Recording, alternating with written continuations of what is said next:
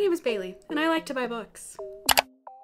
So when I filmed my setting up my bullet journal a couple months ago, I set up a very lovely handy dandy page that tracked all of the books that I hauled. I felt like I bought quite a few books last year, so one of my goals this year was to kind of find some ways to not buy as many.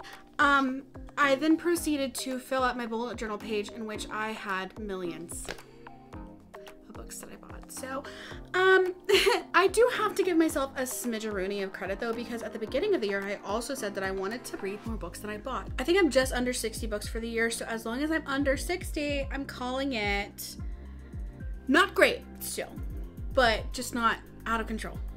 This video is going to be us talking about all of the books that I have bought this year, and not only a haul, because obviously hauls are so much fun, but also have I read them or not. And if I have read them, I'll give you a little bit of a review, and if I haven't read them, we're going to tally up the books that I haven't read and just like, I don't know, find some way to fix that later on. I'm not quite mentally there yet, but we'll figure out a way to work on the physical TBR a little bit more at a later date. So let's get into all the books that I bought this year. So we're gonna go month by month with what I bought. I was gonna say that there are also some books in here that I didn't buy, but technically I've hauled them. I haven't been taking notes on any of those, so this doesn't include any of that. So we're off to a really great start. Yay. Okay, so let's kind of roll back the tapes. Let's cut back to what I bought in January. We're starting it off really well. I can already tell you this is gonna be so great for me. I'm picturing like everybody throwing tomatoes at me because they should be, based on the fact that my goal, you'll see. Oh, this is terrible. Okay. Keep in mind, I also have been retrospectively tracking this, so this could be a little bit off, but ultimately it is pretty correct. First book. Ruthless Vows. I bought this actually, okay, this is a little bit better actually. I bought this during the Barnes half off hardcover sale. Did I though? No, I definitely did. Yes. Did I? I literally cannot remember if I got this before I had actually read Divine Rivals or not. I think that I got it before I read Divine Rivals, which is something I'm really trying to avoid. If you just saw my unhaul, there were quite a few series where I just like got rid of the whole series after reading the first book and hating it, but I already bought the rest of the series, so we're trying to avoid that. We've been doing pretty well, I'll say. I haven't read this yet at all. I don't necessarily know when I'm going to read it or if I'm going to read it, honestly, because I've heard not the best things about it. I like Divine Rivals. It's not something that I really think about like on repeat. I'll link the vlog where I read it, and I did like it when I read it, but it's not something that just like lives rent-free in my head. And there are so many other things that I really desperately want to read. So we'll see. Book 2 that I bought this year was none other than House of Flame and Shadow. Let me freaking tell you, I was so excited for this book. I annotated it. It's, you know, very satisfying at the bare minimum. I ultimately have set it at a 3-star for this book. This book kind of like hurt my overall feelings about Crescent City.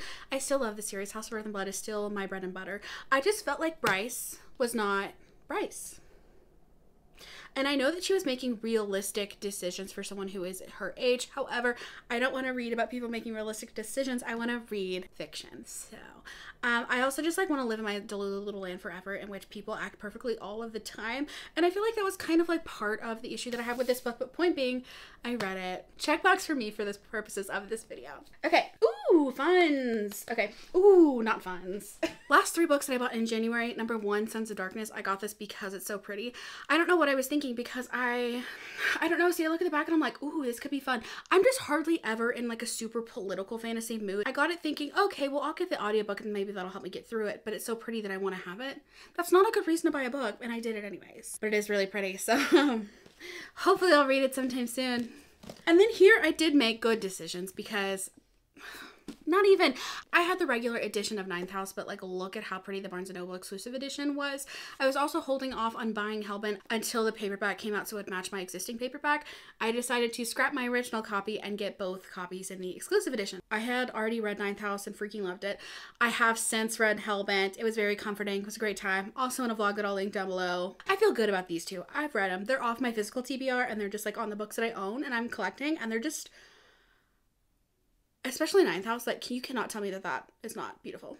February was kind of a big month for me because that was the month when I went to Nashville. I had the best absolute time meeting all of my besties. However, we did a bookstore crawl across Nashville and got some books, obviously. I have not really made a very good dent in most of these books. I'm going to tell you right now. I'm procrastinating. Let's go. Whew. I'm gonna attempt to be good and actually put these books up as we go. Emphasis on attempt. I just put those back in the wrong order and I'm gonna have to not care. I care. I just filmed my book slump recommendations video and I still have this giant stack sitting next to me. I did change a shirt because, you know, I'm now shattering any illusion that this wasn't the same day in the first place. But there's just books everywhere. It's great. Okay, something that I have read, A Fate Inked in Blood. This was fun. I feel like the plot kind of fell apart at the very end. Everything was very predictable, but also just like kind of not my favorite. However, the build up to this book was very fun. It was definitely fun overall, and I'm definitely excited to read book 2. But I have read this one. Not to brag. I mean, like, that's kind of like what I'm here to do at this time, but like, I need a pile of You Can Go Back Home. This one was not a Nashville book, but I got it like immediately right before I went to Nashville, I think. Is that true? I don't remember. Why did I put that first in the list if I didn't get that in Nashville? I don't really know. This one was not gotten in Nashville. However, these other ones were. First off, My Blind Date with a Book pick that Sarah got me. I read it. I loved it. Go me. Also go Sarah. I didn't realize I tabbed part of this book while we were on reading sprints. Can I count this towards annotating? Probably not, but like that makes me feel a little bit better. My annotating goal for the year is also not doing well. We're not talking about it right now. So then 2 books that I did get that I haven't read, Gothicana and Normal People. I'm so intimidated by Normal People. I've had the audiobook on my Libby app for like 6 times and I keep like not borrowing it now. So give me some encouragement to read this because clearly I need it. We had all kind of got this book with the intention in my brain. We like kind of joked about it, but we didn't set in stone that we were gonna buddy read it, and then I just haven't picked it up. And it's really pretty. Knowing what this book is about, I really hesitate to get into it, but like also I feel like it could be a fun fall book, so maybe I do like a vlog of books that I'm intimidated by, because those 2 are right up there. I also got a Dance with the Fate Prince. I really want to read Deal with the Elf King first, which is still on my Romantasy-a-thon TBR. I've not gotten there yet, but like so I definitely need to read this book. I've not read it either, basically. That's all I'm trying to say. A book that I have read, Bride. I did tab the very beginning of it and I went a little too ham and then just kind of like faded off because I was actually just trying to read the book, you know? But I had a really great time with this and I liked it quite a bit. Arguably, I don't want to say that this is my favorite Ali Hazelwood, but like it might be. It was just like a fun, quirky vampire werewolf time, which like is my MO. Oh no. Book that's in the middle of this stack that I have to get to. Oh, this is not gonna be ideal. Great. Okay. I'm also attempting to race the clock on my phone dying, and it's not really going all that well for me right now. I have to end the recording and like jump back in an hour. You know why. A book that I have read and really liked a lot, Butcher and Blackbird. I hunted for this book in my local Barnes & Noble. We never got it. Saw it in Nashville, and I was like, okay, you're mine. Thank you immediately. If you know anything about this book, you know anything about this book, and that's all I need to say. It was fantastic. For certain people, I am those people. I should be like sorting these into a pile of like read versus unread. That would be smart. Something I've never been smart. And that was everything that I bought and hauled in February. March, I have to get up again. First thing in March, my Fairy Loot Red Rising set. I bought them previously, but they arrived in March, so I'm not gonna count them for this, but like, yes, I've read and yes, I've loved. I really need to read Iron Gold, but I'm just like, no, I'm scared, so we're holding off there. March was kind of a heavy book buying month, but it's because I read books and then actually bought them. For the number of books that I hauled, I actually did pretty well with actually reading these. Spark, Glow, and now Heat of the Everflame. I have now read all 3 of them. Spark, I really liked. It was a really good intro to the series. Glow, my favorite book of the series. Everything just built, and it was built, and things were fantastic. Heat, he was kind of a chunky boy. I gave her a 3-star. DM makes some decisions sometimes that just like aren't the best decisions, and again, it's kind of like the same problem with like Crescent City, how she made some decisions that were like realistic decisions, but I don't want to read about realism. I want to stay delusional 24/7. So I like this series. I'm going to finish this series. It's a favorite. It's not an absolute favorite, and it's really going to depend on how Burn of the Everflame, whenever that releases, which I'm very excited for, how that kind of goes is how my general thoughts about the series will be finalized, which like makes sense. Obviously, I don't know. The red pile. And then I read and loved Slaying the Vamp. Oh, that's not the one I wanted to grab. Ooh, okay, where are you? Oh, you're under that big stack. Great. And then I read and absolutely loved Slaying the Shadow Prince. This is kind of a Cassidy. It covers the Cassidy, link down below. Immediate rec. She gave this book 5 stars and I was like, oh, okay. And then I read it and I was like, oh, okay. This book is really great. And now I did decide to read this before Blood and Steel, which I also ended up getting. I have not read Blood and Steel yet. I think I'm gonna regret reading this before Blood and Steel, to be honest, but this one is going to happen very, very urgently soon, and I need to read it so bad. With like everything that's in my soul, I need to read Blood and Steel immediately. Ooh, I get to talk about that? I forgot I bought that this month. And then I also bought the Mindfuck series. I read this last year, freaking loved it. I'd been procrastinating buying it because the bind up is like $35 normally, because technically it is $5, but it's a very, very big indie published book. And then it went on sale for like $27, and I was like, okay, well, if I'm buying all these other books, might as well. And I bought it, and I regret nothing. I love cowboy romance. Swift and Saddled specifically. I like this book better than I like Done and Dusted, and it was absolutely stunning, amazing. 10 out of 10. I think I gave it a 4.5 technically. 10 out of 10 for like conversational. Moving on. A book that I regret buying, Flock by Kate Stewart. A lot of people said that this made them very, very emotional, but I couldn't stop laughing about the Twilight comparisons the whole time, and like just how much of a diva one of the love interests in this book is. I read this for a book club, and I was like, oh, well, I'll get the book club book, and then if I hate it, darn luck. I didn't like it, so I really should have unhauled this. I need to unhaul this, I think. Okay.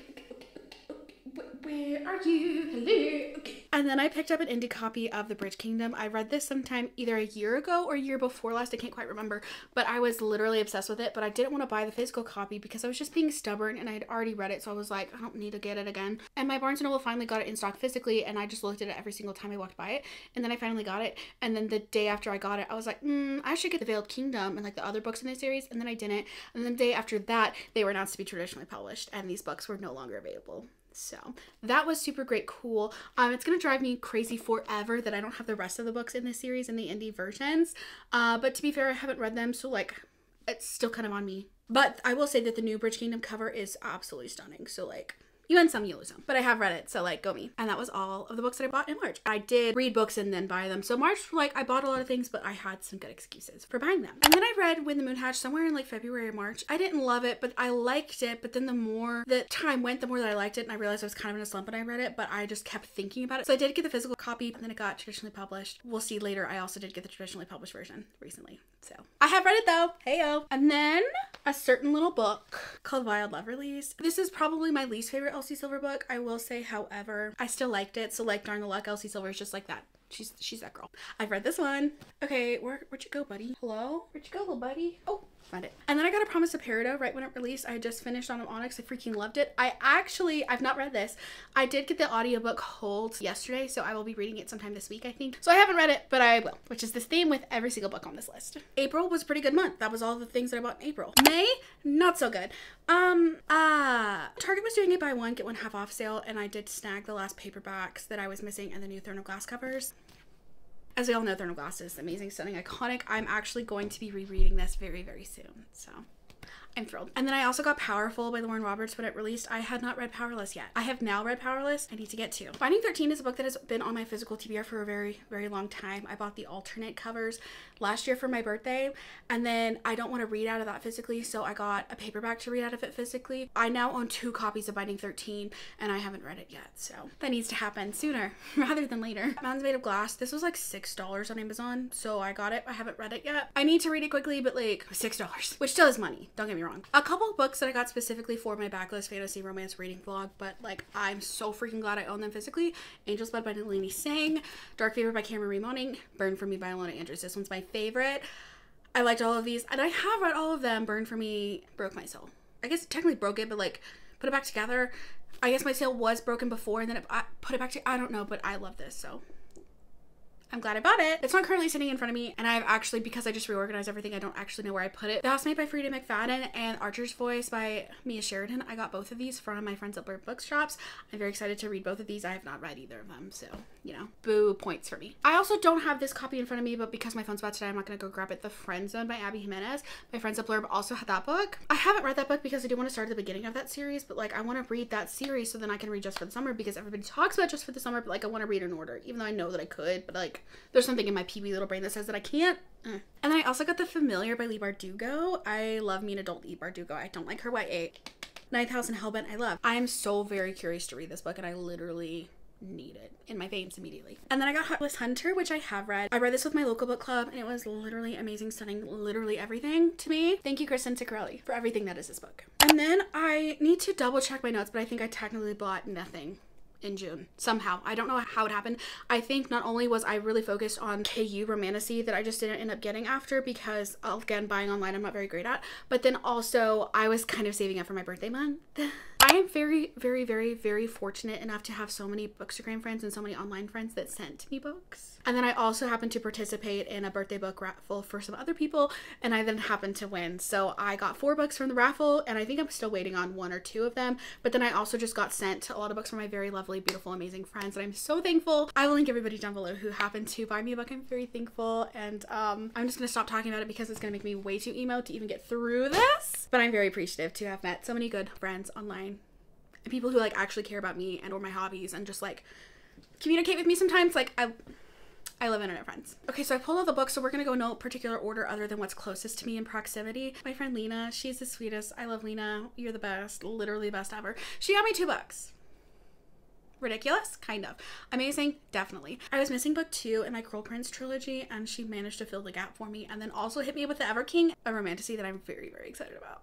Literally so excited. So thank you so much, Lena. I'm very excited about these 2 books. And then my friend Sarah, I'll link her channel down below. She's one of the people who I saw doing a YouTube channel, and I was like, you know what, maybe I could do that. And then I DM'd her one day and she was like, oh my gosh, you should do it. Now we're here. So first of all, literally thank you for everything, Sarah, but also she's the one who planned and organized the trip to Nashville, which like I talk about literally all the time because it was so much fun. But she sent me Leather and Lark. I'm so excited to read this book. I loved Butcher and Blackbird. I feel like I'm gonna like this book more. So thank you, Sarah. Love. And then my friend Callie, she got me the traditionally published version of When the Moon Hatched. Every time I look at this book, I want it because it's really pretty and reflective. I'm glad to have the indie copy, but I'm so glad that this was traditionally published and they not only kept the cover, but went with this texture on it. It's absolutely beautiful. I talk about Callie all the time. We already know that I love her, so we're moving on. But Callie also organized a birthday raffle for 2 of my other friends, and I had to enter. I entered twice. I won both of them. So that was crazy. Didn't expect that to happen, obviously, but like I'm literally so excited. By the way, I did read When the Moon Hatched. I've not read Leather and Lark yet, and I have read Queen of Nothing. And then the Everking I have not read yet. My friend Alyssa Malunky Reads, I'll leave her down below. She actually has an Etsy shop, and if you ever see me with my Bays Reads little Tumblr, I have 2 of them. I use them literally all the time.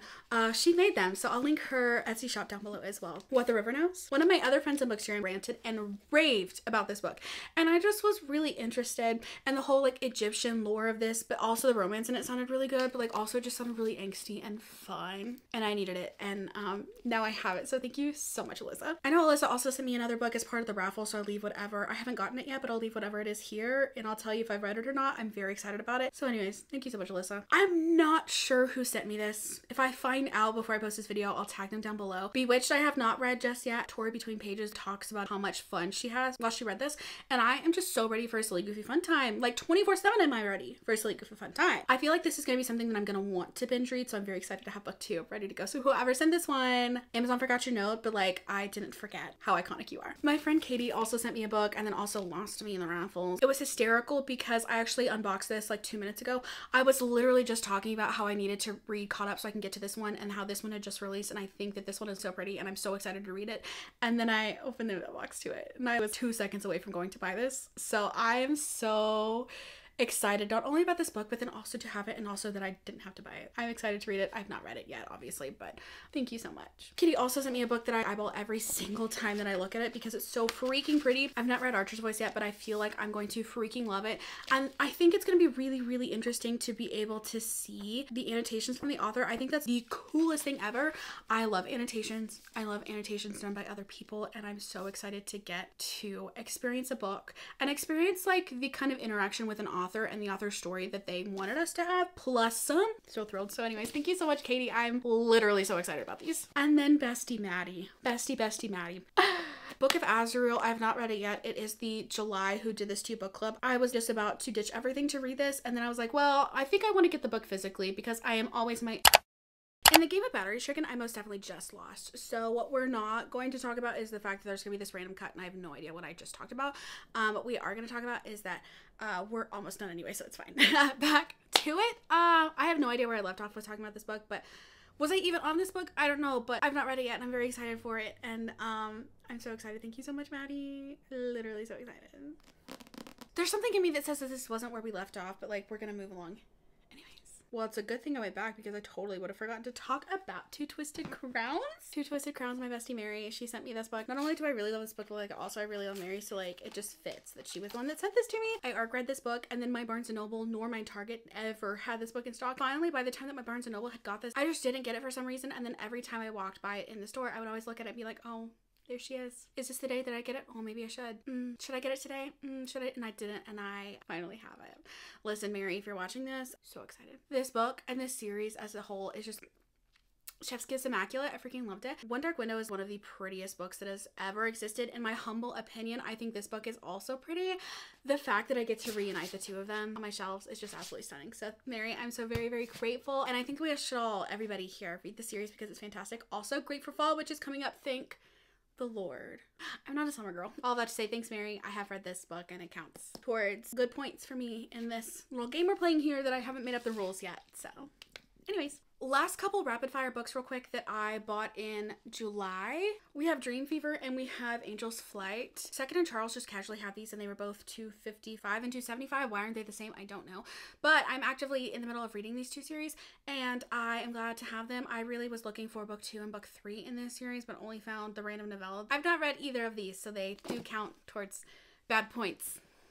I invariably am missing a million things. Maybe, who knows, we'll find out. I think these are the last 2 books. Both of these I did by myself. Off to the Races, I have obviously, because it's an Elsie Silver, and I've read all the Elsie Silver, and if there was more Elsie Silver to be read, I would be reading it actively and my life would be better. I'm mostly just kidding because there are a million other books to read, but like also I love Elsie Silver. So Off to the Races, they just traditionally published these books and I'm freaking obsessed with especially this cover in particular, but all of these covers and also the Mountain Spine situation that's going to go across all the books.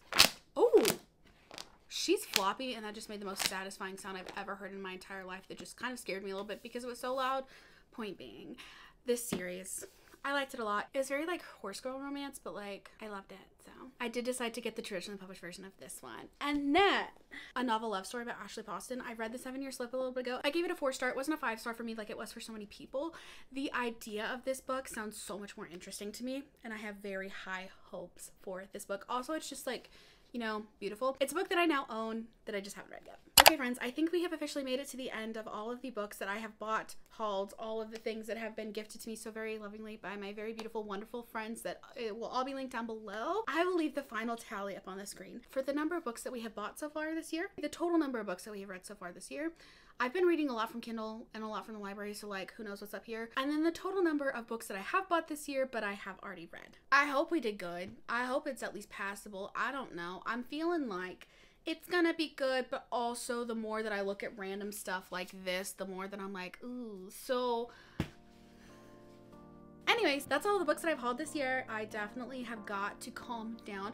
I feel like I am doing better than I was maybe year before last in terms of numbers, but I'm definitely not doing so good. But then also I have to be good to myself because I also have to remember that I have read 60 books this year, and like to read books I have to access them somehow. So like anyways, I hope you enjoyed this haul. I've got some books that I'm very excited to read out of these, but also I feel like there are so many that I'm really going to have to focus on prioritizing all of these books. So if there are any books out of these that you have read and you feel like you really need me to read, but like also anything that you're curious about, let a girl know down in a comment down below. Comment the book stack emoji because I'm literally just staring at stacks of books. Anyways, thank you so much for watching this video. I hope you have a great rest of your day or night wherever you are, and I will catch you in the next one.